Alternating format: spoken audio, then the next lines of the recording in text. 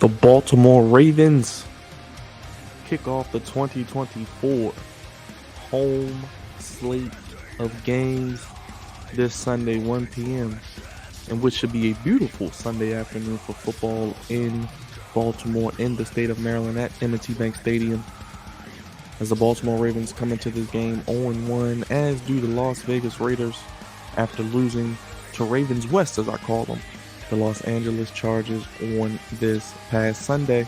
It's time for another Ravens football game, and you know, the Flex Zone Podcast has got your preview and predictions here on the Flex Zone Podcast, only place giving you your Ravens coverage how you want it when you need it. Sack that subscribe button if you're new. Welcome all the new subscribers. Stick that like button. It helps us out tremendously and costs you nothing. And go ahead and bulldoze that bell to know when all videos drop on the channel as well. Give me your preview. Give me your predictions, players, and keys to the game for Sunday's game against the Raiders. Let's go back before we go forward. We know what happened on Thursday night, opening night of the NFL season. The Ravens come up short, and unfortunately against the Kansas City Chiefs, unfortunately in the biggest games with the chance to make a run at a Super Bowl that's eluded them since 2012, they can't get it done. Whether it's coaching decisions, penalties, self-inflicted wounds, turnovers, missing the layups,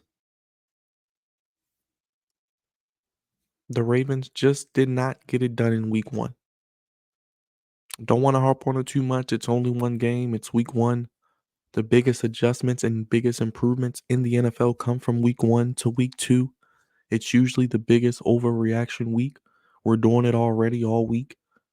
Week one, I'll get to my picks. We're going to overreact. We're going to jump off of a ledge. It's a long season. I think we have confirmation that the Baltimore Ravens, regardless of all of their losses and shortcomings and isms and schisms and things we think are problems, they are one of the best teams in the NFL. They are one of the best teams in the AFC. They probably are the best team in the AFC North with the best player in the AFC North. But the Kansas City Chiefs, yeah, they've won 2 championships in a row. But offensively, this could be the best team they've had in a lot of years since Tyreek Hill left. Defensively, may not be as dominant as it was last year, but could get better as the season goes along. And I just have a feeling that the Ravens and Chiefs, Chiefs and the Ravens, Mahomes and Jackson, Jackson and Mahomes will see each other in January at some point yet again. And I'm feeling like it could be at Arrowhead because of this game that the Chiefs have the tiebreaker over. Could be for a trip to the Super Bowl, and could be yet again for the second straight year another AFC Championship game for the Ravens.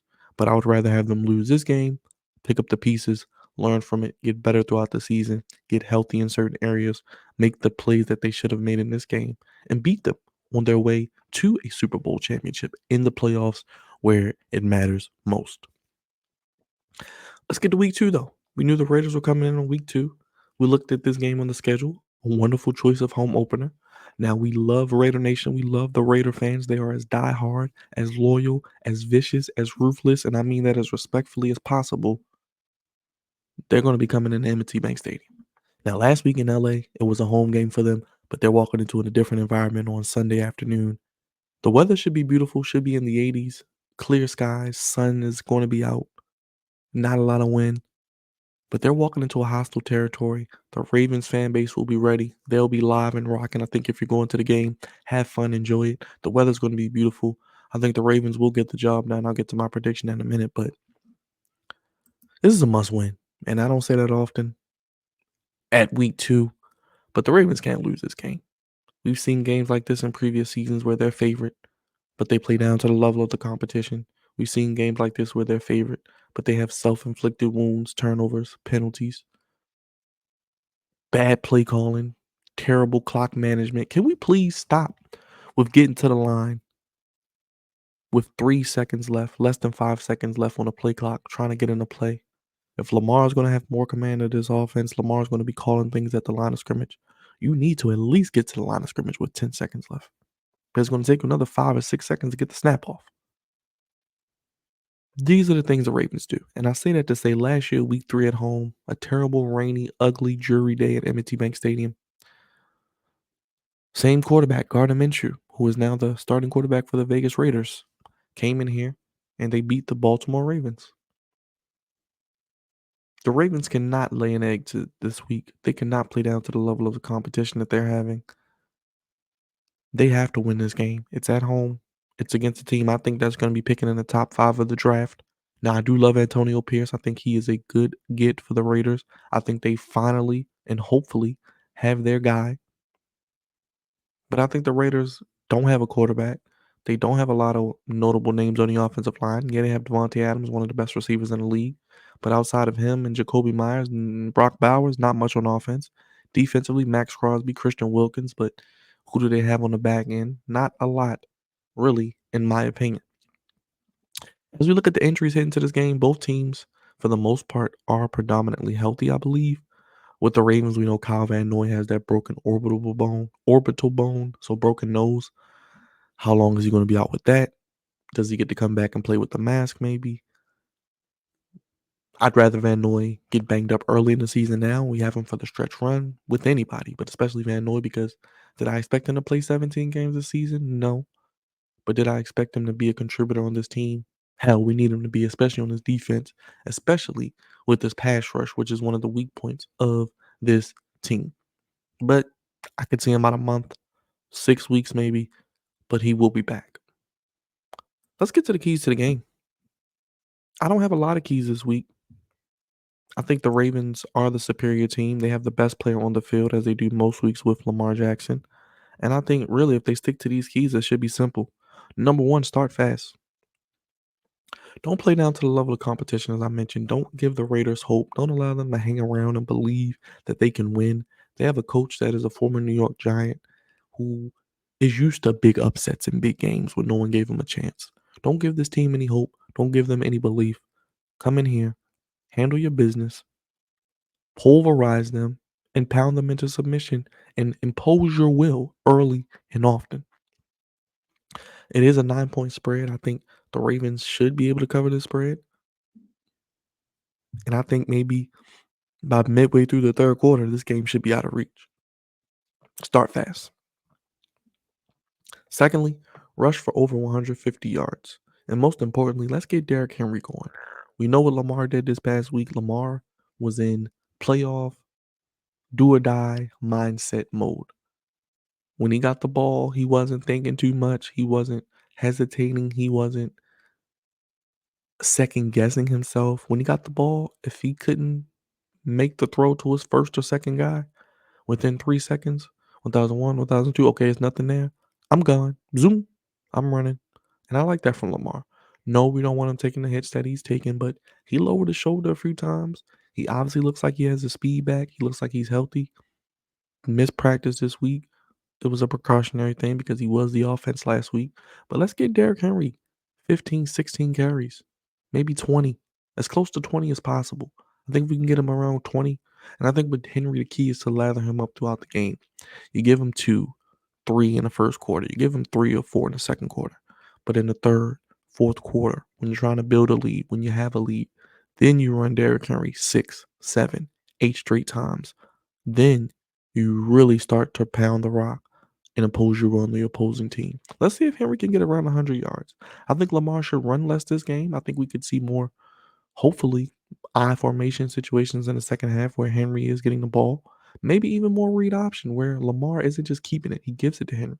We maybe see where it's a fake to Henry and we see the RPO game more. But let's get Henry going. Let's get him at least 15 and 20 carries and let's lather him up and let him have a great welcoming to M&T Bank Stadium in the regular season. Number 3, this is probably the biggest key. Keep Max Crosby, one of my favorite players. We know about TJ Watt, we know about Myles Garrett, Nick Bosa, Joey Bosa, Trey Hendrickson, all the great pass rushers in the NFL. Max Crosby is as good as any.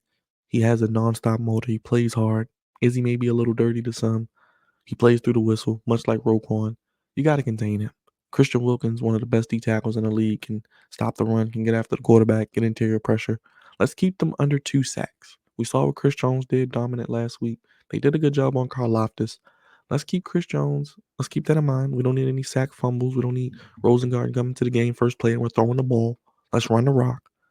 Limit their opportunities to get after Lamar because we know the O-line is an issue. and let's go ahead, do what we do best, play Ravens football, and not allow their two best defensive players to wreak havoc.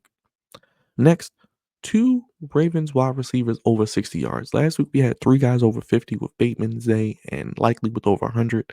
I don't think Likely's going to get over 100 this week, but if we can get two guys, maybe Bateman and Flowers over 60, maybe get Andrews involved around 50, then Likely can come in with his 50, 60.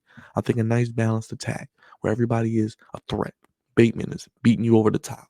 Zay is doing his thing underneath and getting the quick screens and making yak plays. Andrews across the middle on third down, Likely catching those screen passes or those quick get up and go passes and taking it 30, 40 yards with his yak ability. Let's get the Ravens receivers involved and let's get two guys over 60 yards receiving. We had three over 50. Let's get at least two over 60 this week. Let's get to the defense. My biggest key is really keep Devontae Adams under 75 yards. They did a really good job last week with Kelsey. I think Stevens, they put Marlon on him. They double him, which I think if I'm defensively devising a game plan, Zach Orr, I'm probably doubling Devontae Adams the whole game.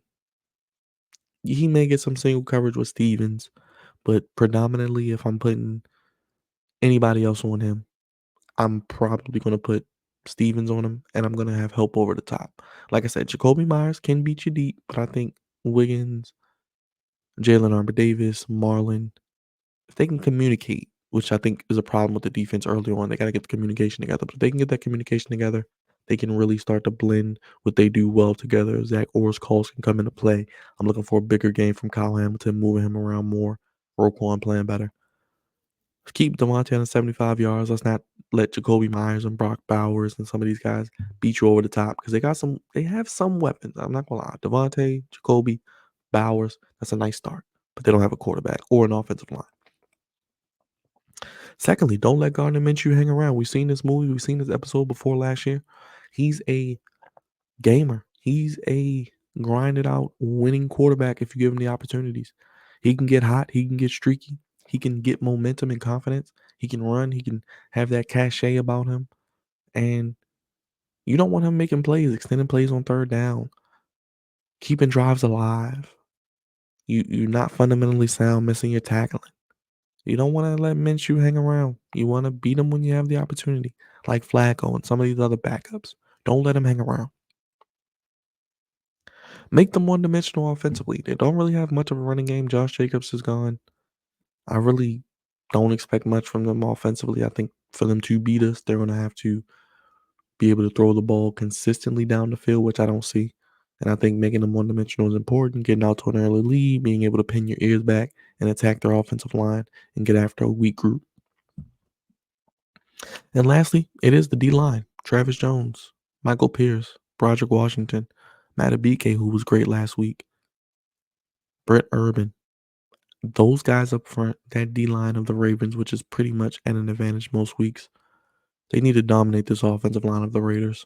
Get 3, 4 sacks, 9, 10 pressures, maybe force some turnovers. Dominate this offensive line. Show why you're one of the best defenses in the league. Bounce back from last week and really allow a Jabo Owe. Because we're gonna see a heavy dose of them because no Van Noy, Tavius Robinson even, maybe Adisa Isaac at some point in the next few weeks. Let's see if we can eat against this offensive line. Special teams, I got one. No missed field goals. And it seems that Justin Tucker over 50 just isn't who he used to be. And that's okay. He may not be Chris Boswell. He may not be Harrison Bucker, some of those other kickers who are kicking 50, 60 yards. But 40 on in, I think with this offense, and if we call the right game, we can get him a 40-yard or less field goal. Make your kicks. Every point is important in the National Football League, especially in today's game where points are at a premium. Make your kicks, please. It used to be Justin Tucker. You can get up, use the bathroom, change the kitty litter, go walk your dog, go get a snack, and he's going to make the kick. You already knew it was automatic. Now, you have to kind of wait with bated breath and hope that he makes it. So let's start with special teams. We had no missed field goals as our keys. D-line dominate against their offensive line. Make them one-dimensional. Don't let Gardner Minshew hang around. And keep Devontae Adams under 75 yards. Lastly, on offense, start fast. Rush for over 150 yards. Keep Max Crosby and Christian Wilkins under 2 sacks. and 2 Ravens receivers with over 60 yards receiving. Those are my keys. That's an injury report. And my winning team, I'm going with the Ravens to win. I didn't pick them last week. I hate to be right, but I was right. I had 27-20. No, 20-17, and it was 27-20. But the Chiefs did win. And this week, it's a 9-point spread. I do think that the Ravens do cover that spread. I think the Ravens do execute most of these keys. I think they play a strong game at home. The crowd helps them. And I really, really think they get the win. And I think they get back on track. I think they get back on track. We see a better offensive performance, rushing the football more than anything. And I think they win by a score of 27-17. They cover the 9 points. We get 2 or 3 offensive touchdowns. Justin Tucker field goal. We hold them to 2 touchdowns. Ravens win 27-17. That's my prediction. Let me know yours down below in the comment section. Real quick, week 1 and week 2 picks as I get into those, as I do those now on the actual podcast for my previews. I'm going to give you my week 2 picks here. Let me get myself situated a little bit better with this screen. There we go. So we have, actually, my week 1 record was 10-6. So not a bad start to week 1. Could be worse. Could be 8-8. Could be 9-7. But we're 10-6. Took a couple gambles, Giants and the Jets, but the New York teams let me down. It is what it is. But Thursday night, we're going with the Dolphins over the Bills. We're going with the Cowboys over the Saints. We're going with the Lions over the Buccaneers. Colts over the Packers. Remember, no Jordan Love. I'm going with the Jets over the Titans. 49ers over the Vikings. I think the Vikings come back to earth. I'm going with the Patriots. That's one of my concrete upsets of the week. I don't want to say concrete because anything could happen, but teams going west to east. 2 rookie head coaches. The Patriots defense should be good. It's their home opener. I think this could be like a 13-10 game. I'm going with the Patriots to go 2-0, surprisingly. Commanders over the Giants. The Commanders better beat the Giants. Chargers over the Panthers to get to 2-0. Jaguars over the Browns to move them to 0-2. Man, how bad is that Deshaun Watson contract looking for the Browns?